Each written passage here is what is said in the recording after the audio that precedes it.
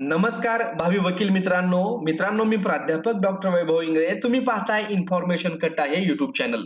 मित्रांनो, अखेर ठरलेल्या शेड्यूल प्रमाणे LLB 3 इयरची अल्फाबेटिकल लिस्ट, ज्यालाच आपण प्रोव्हिजनल मेरिट लिस्ट असं देखील म्हणतो, ती डिक्लेअर झालेली आहे. ही लिस्ट महत्वाची का आहे? याच्यामध्ये आपलं नाव कसं चेक करायचंय? आणि बरेचसे विद्यार्थी म्हणतात की आमचं नाव लिस्टमध्ये नाही, तर त्यांनी काय करायचंय? अशा सर्व प्रश्नांची उत्तरं आपण या व्हिडिओमध्ये पाहणार आहोत. मित्रांनो, व्हिडिओ सुरू करण्यापूर्वी तुम्ही जर चॅनलला नवीन असाल तर चॅनलला सबस्क्राईब करा, तुमच्या मित्रांना शेअर करा, आपल्या टेलिग्राम आणि व्हॉट्सअप चॅनलला जॉईन करायला विसरू नका. चला तर सुरू करूयात व्हिडिओ. मित्रांनो, तुम्ही जेव्हा सीईटी सेलच्या या LLB 3 इयरच्या कॅपच्या वेबसाईटला येता, तर तुम्हाला या ठिकाणी वेगवेगळ्या लिस्ट दिसत असतील. या वेबसाईटची डायरेक्ट लिंक मी तुम्हाला डिस्क्रिप्शन बॉक्स मध्ये दिलेली आहे. ती कॉपी करा आणि Google मध्ये जाऊन पेस्ट करा. तुमच्या समोर अशा प्रकारचं पेज ओपन होईल.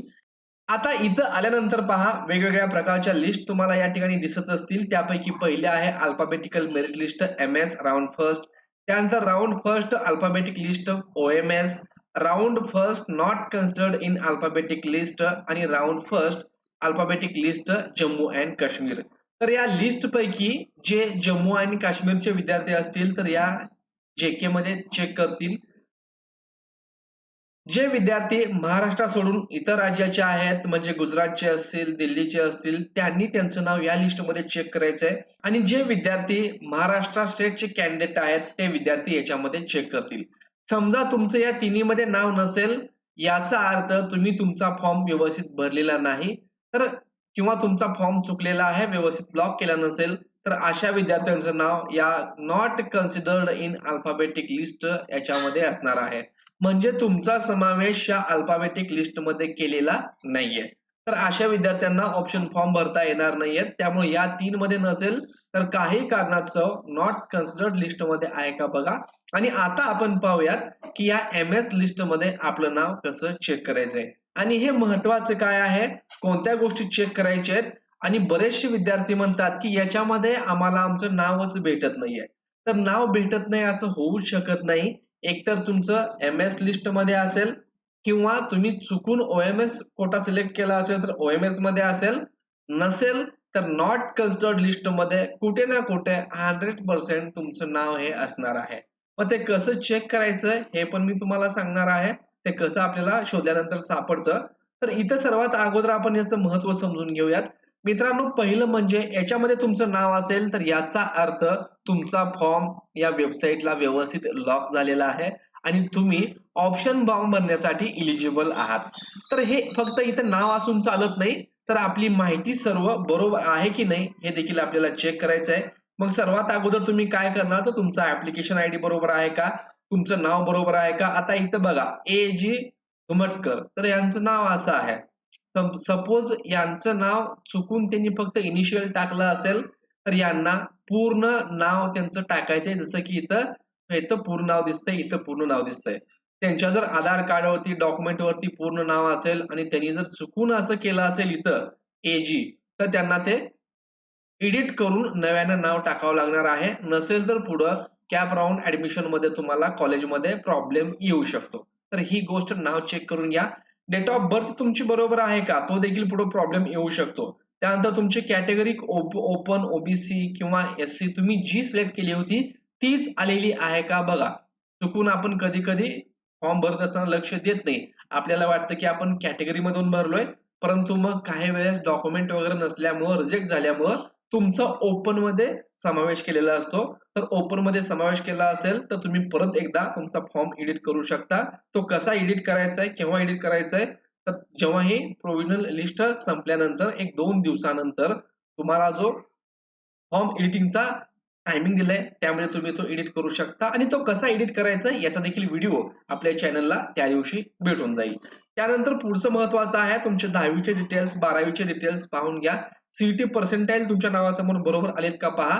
आणि सर्वात शेवटी इथं डॉक्युमेंट स्टेटस मध्ये कन्फर्म्ड असणं आवश्यक आहे. डॉक्युमेंट स्टेटस कन्फर्म्ड असेल तर तुम्हाला आता काहीच करायची गरज नाही, तुमचा फॉर्म अनलॉक करायची गरज नाही. आता काही विद्यार्थी विचारतात की सर माझं सर्व कन्फर्म्ड आहे पण मी फॉर्म अनलॉकच केला नाही. अरे तुमचा फॉर्म व्यवस्थित कन्फर्म्ड आहे तर अनलॉक करायची, व्हेरीफाईड असेल तर अनलॉक करायची गरज काय आहे. आम्ही कुणाला सांगतोय? ज्यांच्या डॉक्युमेंटमध्ये काहीतरी डिस्क्रिपन्सी असेल त्यांनी त्यांचा फॉर्म अनलॉक करा आणि एडिट करा असं आम्ही सांगतोय. तर कमेंटमध्ये प्रश्न येतो की माझा फॉर्म सगळा व्हेरिफाईड आहे सर, पण मी अनलॉक केलं नाही, तर अनलॉक करून परत लॉक करू का? काहीच गरज नाहीये. मग ज्यांच्या नावापुढे डॉक्युमेंट हॅव्हिंग डिस्क्रिपन्सी असं आलेलं आहे, अशाच विद्यार्थ्यांनी त्यांचा फॉर्म अनलॉक करायचा आहे. जे काही कमेंटमध्ये तुमच्या डॉक्युमेंट व्हेरिफिकेशन स्टेटसच्या समोर जे कमेंट असेल, ॲप्लिकेशन फॉर्म तुम्ही व्यवस्थित अपलोड केलेला नाही, चुकीचं केलं तर तो बदलून घ्या. तुम्ही हॉल तिकीटच्या ठिकाणी ॲप्लिकेशन फॉर्म अपलोड केला असेल तर तो करेक्शन करून घ्या. समजा तुमचं कन्व्हर्जन सर्टिफिकेट चुकलंय, तर बऱ्याचशा विद्यार्थ्यांना कन्व्हर्जन सर्टिफिकेटमुळं रिजेक्शन आलेलं आहे. तर आपल्या चॅनलला कन्व्हर्जन सर्टिफिकेट कसं बनवायचं याचा सिस्टमॅटिक व्हिडिओ मी बनवलेला आहे. तो तुम्ही पाहिला नसेल तर परत एकदा पाहून घ्या. तुम्हाला जमत असेल तर त्यानुसार करा, नसेल तर कॉलेजमधून तुम्ही ते फॉर्म घेऊ शकता आणि त्याची डिटेल प्रोसेस आपल्या चॅनलला दिलेली आहे. त्या व्हिडिओची लिंक तुम्हाला डिस्क्रिप्शन बॉक्समध्ये आणि वरती आय बटनमध्ये भेटून जाईल. तर तो एकदा व्हिडिओ रेफर करा. आता हे सर्व पाहिल्यानंतर एक प्रश्न असतो की विद्यार्थ्यांचा, सर आमचं नाव या लिस्टमध्ये नाहीच आहे. तर मित्रांनो असं होत नाही. तुम्ही जर इथं पाहत असाल तर 1627 पानाची ही पीडीएफ आहे आणि तुम्ही मोबाईलमध्ये ट्राय करायला गेलात, तुमचा जर हँडसेट चांगला क्वालिटीचा असेल किंवा ज्याच्यामध्ये जास्त रॅम वगैरे असेल, तर तुम्हाला तुमचं नाव वगैरे तो फाइंड करून देईल. पण जर हँडसेटमध्ये रॅम कमी असेल, तर तो तेवढा लोड घेऊ शकत नाही. मग तेव्हा तुम्ही काय करायचंय, तर तुम्ही लॅपटॉप किंवा पीसी वरती बसायचंय आणि ही लिस्ट तुम्ही चेक करायची आहे. मग आता मॅन्युअली चेक करणार का? तर नाही. तर काय करायचं तुम्हाला, जर कॉम्प्युटरमध्ये सर्च करत असाल किंवा मोबाईलमध्ये सर्च करत असाल, तर सर्च बॉक्सचा ऑप्शन सगळ्याला माहिती आहे. तर सर्चमध्ये तुमचं नाव टाकायचं नाहीये, तर तुमचा हा ॲप्लिकेशन आयडी व्यवस्थित टाका आणि सर्च करा.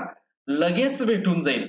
आणि जर तुम्ही लॅपटॉपवरती बसत असाल, तर कंट्रोल प्रेस करून धरा आणि एफ प्रेस केल्यानंतर अशा प्रकारचं फाइंडचं ऑप्शन येतं. आणि मग हे ऑप्शन आल्यानंतर तुम्ही इथं एंटर दाबू शकता. तर तुमच्या समोर बघा, पहिलं नाव आलंय, त्यानंतर इथं दुसरं नाव आलंय आणि इथं तिसरं नाव आलेलं आहे. आता पुढं हे हळू सर्च होत जाणार आहे. वैभव नावाचे भरपूर विद्यार्थी असणार आहेत. मग त्यापेक्षा मी काय करेन, माझा ॲप्लिकेशन आयडी जो आहे तो मी या ठिकाणी एंटर करणार आहे. ॲप्लिकेशन आयडी जर तुम्ही सर्च केलात तर लगेच तुमचंच नाव या ठिकाणी तुम्हाला दिसणार आहे. तर आता मी काय करतोय, नावाऐवजी माझा ॲप्लिकेशन आयडी टाकतो आणि त्यानंतर पहा तुम्हाला या ठिकाणी दाखवतंय का? करा आणि त्यानंतर थोडा वेळ वेट करा. कारण या 1627 पेज मधून तुमचा नंबर फाइंड आउट करून त्याला दाखवायला वेळ लागणार आहे आणि सर्वात सोपी पद्धत हीच आहे. थोडासा वेळ लागेल, परंतु फक्त तुमचाच नंबर या ठिकाणी असणार आहे. बघा आणखीन इथं ते सर्च करतंय, त्याला भेटत नाहीये. सर्व पानामध्ये एक पानं त्याला सर्च करावं लागतंय. आता तुमच्या लॅपटॉपचं जितकं रॅम जास्त असेल तितकी प्रोसेस ही फास्ट होणार आहे. तर आता बघा इथं एक ऑप्शन आलंय, तर मी एंटर दाबतोय. तर एंटर दाबल्यानंतर बरोबर माझ्या नावाच्या समोर ते मला घेऊन आलंय आणि पेज नंबर पाहत असाल तुम्ही तर 1496व्या पेजवरती माझं या ठिकाणी ॲप्लिकेशन आयडी आहे. त्यामुळे नावानं सर्च करण्यापेक्षा इथं तुमचा नंबर टाकून सर्च करा. तुम्हाला ते लवकर सापडेल आणि जर काही तुम्हाला प्रॉब्लेम आला, तुमचं नाव, तुमचा नंबर सापडत नाहीये, शोधला जात नाही असं वाटत असेल, तर मला टेलिग्रामवरती तुमचं नाव आणि तुमचा नंबर हा मला सेंड करा, मेसेज करा. मी तुम्हाला तुमचं लिस्टमध्ये नाव शोधून देण्याचा प्रयत्न करेन. आणि मित्रांनो, व्हिडिओ आवडला असेल तर चॅनलला नक्की लाईक करा, सबस्क्राईब करा, तुमच्या मित्रांना शेअर करा. धन्यवाद.